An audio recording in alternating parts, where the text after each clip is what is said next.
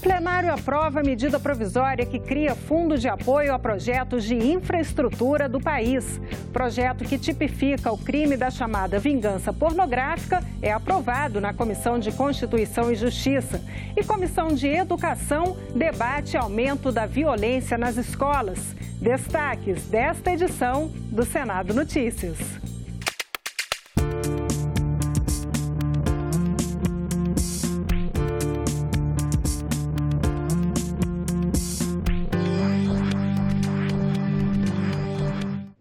Olá, boa noite.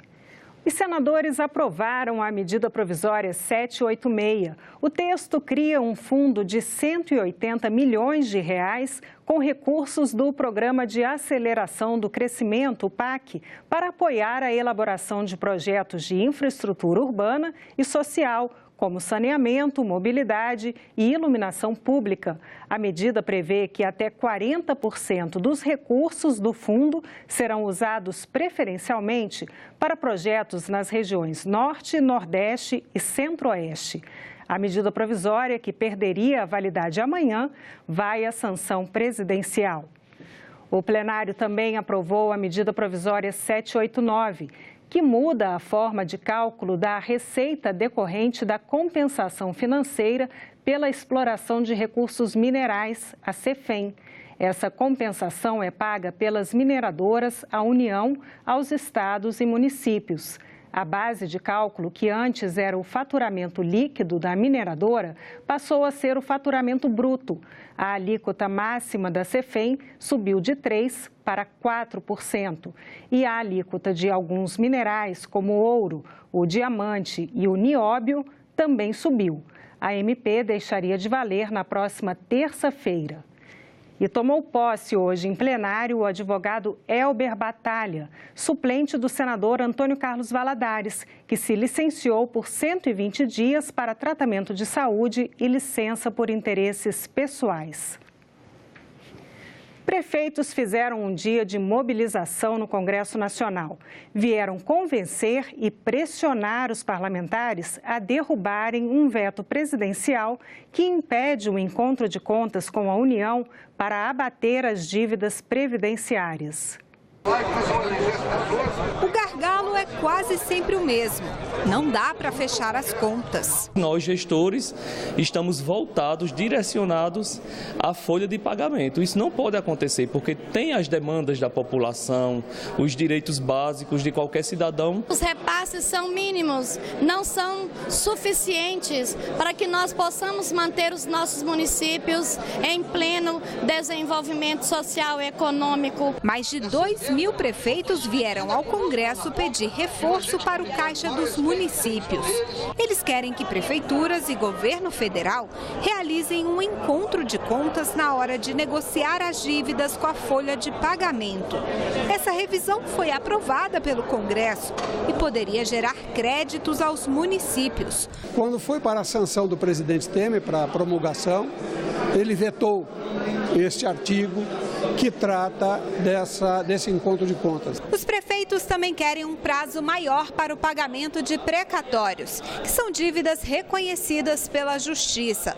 Pela lei atual, eles precisam quitar todos esses pagamentos até o fim do mandato em 2020. O Congresso analisa um projeto que pode prorrogar esse prazo por mais 10 anos. E os prefeitos conseguiram uma vitória na mobilização em Brasília. Agora à noite, senadores e deputados se reuniram em sessão do Congresso Nacional e derrubaram o veto do presidente da República, que impedia a revisão da dívida previdenciária dos municípios. A Comissão de Constituição e Justiça aprovou nesta manhã o projeto que tipifica o crime da chamada vingança pornográfica. Diversos outros projetos que tratam de segurança pública também foram aprovados, entre eles o que direciona mais recursos para o Disque Denúncia. Um dos projetos acaba com benefícios que atenuam as penas de crimes cometidos por jovens entre 18 e 21 anos. Outra proposta aprovada pelos senadores estabelece que recursos do Fundo Nacional de Segurança Pública deverão ser direcionados também para os serviços de Disque Denúncia, inclusive para premiação em dinheiro quando as informações levarem à resolução de crimes. A disseminação do serviço de Disque Denúncia associada ao estabelecimento de premiação, inclusive em dinheiro, no caso de informações que levem à elucidação de crimes e principalmente ao salvamento de vítimas, é medida indiscutivelmente necessária e benéfica. A regulamentação do comércio, fabricação e o uso de balas de borracha pela polícia foi outra matéria aprovada pela comissão. Nem sempre há necessidade de se fazer uso de armas com balas de borracha, por muitas vezes a atuação do policiamento ostensivo com o emprego de cacetetes e escudos poderá ser eficaz. Também foi aprovado o projeto que torna crime a chamada vingança pornográfica, que é a divulgação não autorizada de cenas da intimidade sexual de uma pessoa. O projeto é inspirado na história da jornalista paranaense Rose Leonel, que teve cenas íntimas divulgadas pelo ex-noivo.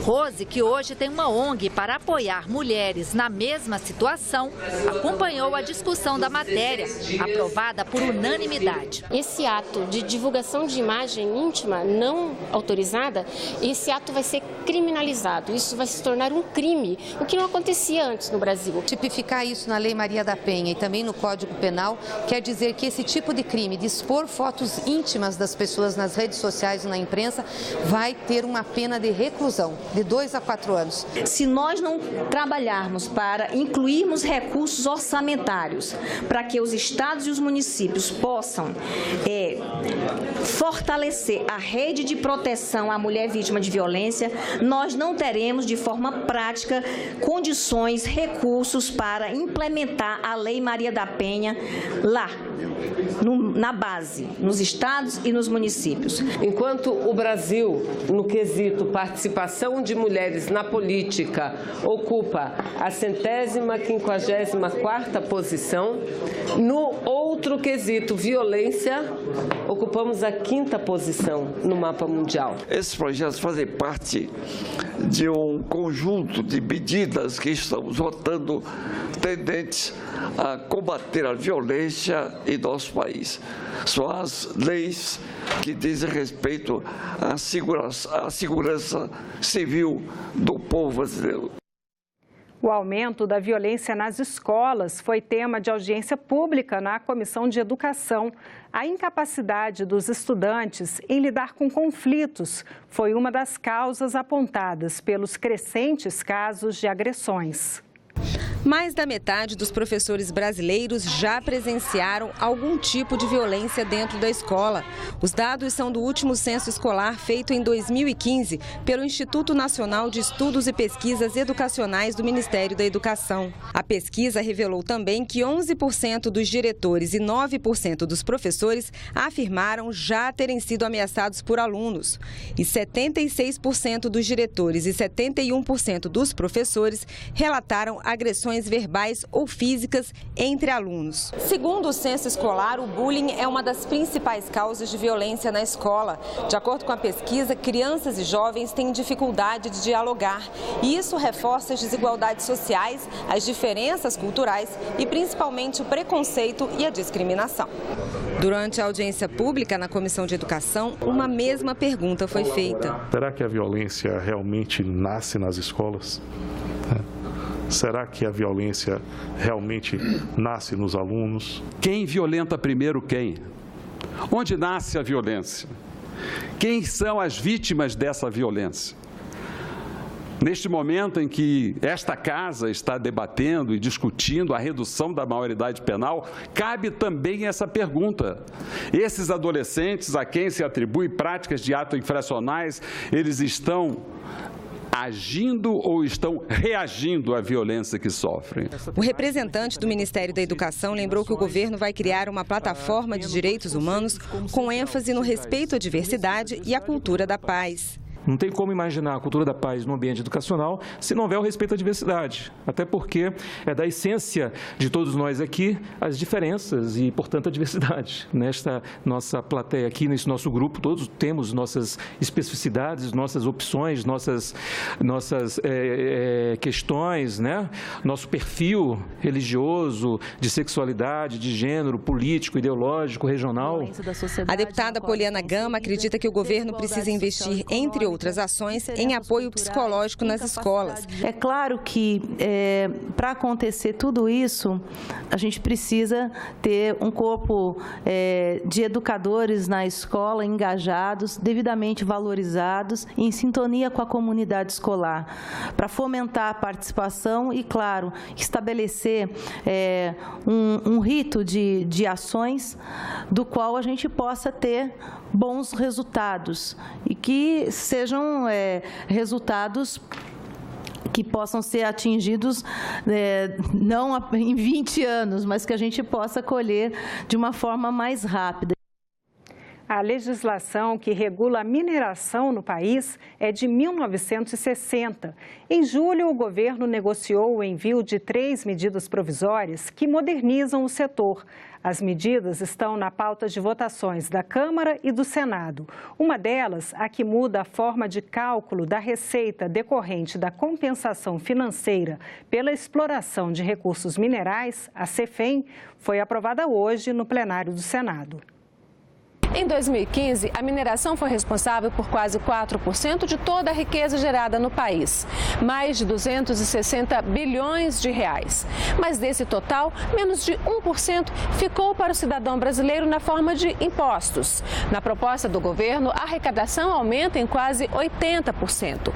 O nióbio, por exemplo, um mineral estratégico na indústria eletroeletrônica, tem sua alíquota aumentada de 2% para 3%. O ouro passa de 1% para 2% e o diamante aumenta de 2% para 3%. Já no caso dos minerais usados diretamente na indústria da construção civil, há uma redução de alíquota de 2% para 1,5%.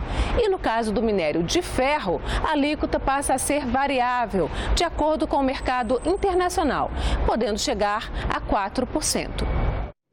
No Agenda Econômica de hoje, a jornalista Antônia Márcia entrevista o secretário de Geologia e Mineração do Ministério de Minas e Energia, Vicente Lobo, que fala da importância do novo marco legal da mineração para estimular a competitividade no setor. O programa começa logo depois do Argumento. E o convidado do programa Argumento de hoje é o senador Randolfo Rodrigues. O senador é contrário às privatizações no setor elétrico, que ele considera estratégico. A energia é um setor estratégico em qualquer canto do mundo. Não se pergunte em outros locais do mundo se eles venderam suas concessionárias de energia elétrica. A Eletrobras, para regiões como a minha, como a região da Amazônia, como a Amazônia, não existiria a geração de energia elétrica que não fosse como a ação do Estado brasileiro. As centrais elétricas do norte do Brasil, a Eletronorte, fundada nos anos 1970, só foi criada, só foi fundada e só cumpre o papel na região amazônica porque é uma empresa estatal. Uma empresa privada não faria esses investimentos. Então, com a privatização, a consequência primeira é o aumento do preço da energia, a consequência segunda é penalizar os mais pobres. O Argumento começa daqui a pouquinho, logo depois do Senado Notícias. E nós ficamos por aqui. Você pode rever as reportagens desta edição na nossa página na internet, senado.leg.br/TV. Muito obrigada pela companhia. Continue sintonizado aqui na TV Senado.